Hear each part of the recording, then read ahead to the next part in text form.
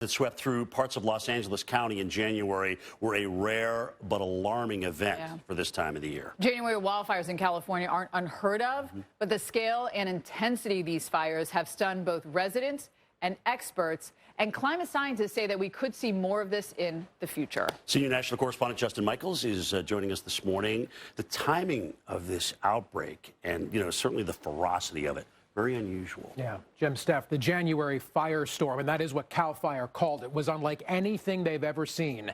And we were live there as those flames burned through entire neighborhoods. But what makes these fires particularly unusual is that they're happening in the middle of winter. This is typically the rainy season. A perfect storm of climate conditions set the stage for disaster.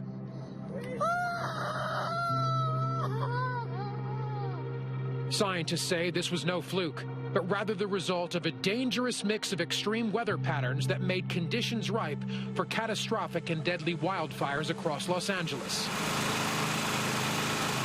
A new NOAA report shows the devastating fires were fueled by excessive vegetation growth from back-to-back wet winters, which then dried out during a historically dry fall and spread rapidly due to strong Santa Ana winds, a true weather whiplash. What we call hydroclimate or precipitation whiplash will increase with rising temperatures, seeing more of the really wet winters like the ones we just saw, but also more of the really dry seasons like the ones we're currently experiencing. This rapid shift between extremely wet and extremely dry conditions is starting to become a dangerous trend in Southern California. There was growing concern all the way from the fall, because we were entering strong, dry Santa Ana wind season with record dry vegetation, that should there be an event during a wind event, that it could be very, very bad. And it was. The wildfires burned more than 55,000 acres, 18,000 homes and structures. At least 29 people died.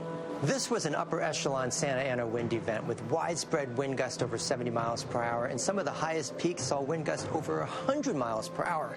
And when you mix those strong winds with these wildfires, they're virtually impossible to contain. This fire really has been driven by the extreme wind. We had 99-mile-an-hour gusts. With the word spraying water, it's going 90 degrees to the side. Preliminary analysis shows both climate change and the development of a La Nina made these extreme fire conditions more likely and more severe, according to NOAA. What it means for Southern California is that typically during La Nina, you have drier conditions. The biggest fear for climate scientists? More intense rounds of weather whiplash in the years to come. In those whiplash, wet to dry transitions, where we get all that abundant grass and brush growth, more fuels for the potential fires to come, and then record-breaking periods of heat and dryness to dry it all out and set the stage for potentially devastating fires like we've just seen. The January 2025 fires are a stark reminder that fire season is no longer confined to just a few months of the year, guys. Yeah, it seems like it's year-round nowadays. Yeah, well, exactly.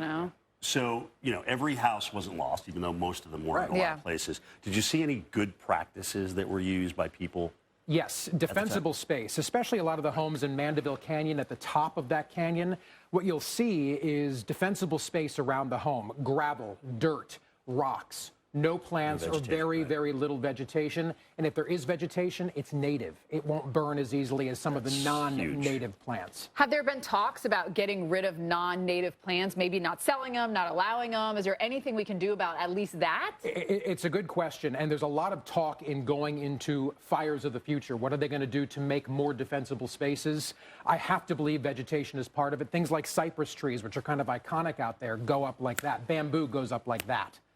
And people have bamboo everywhere. It's not, it's not indigenous. It's all over the place. Exactly. And it seems like a simple solution to get rid of the non-indigenous plants, right? Overall. Unless they've taken over like a bamboo. Well, that's true. The bamboo is kind of like takes a weed. over everywhere. What about building codes? Do we change? Are there things they can put on the houses, roofing, things like that, siding, that are, at least a little flame resistant? These conversations are happening. They have to happen just like they happen in Florida after any major storm, and they have had updates over the years to building codes. They're going to have to do something. There's a lot that surrounds this, that is for sure. It's very layered and very complex. Yeah, it is. But hopefully we can build better for the future.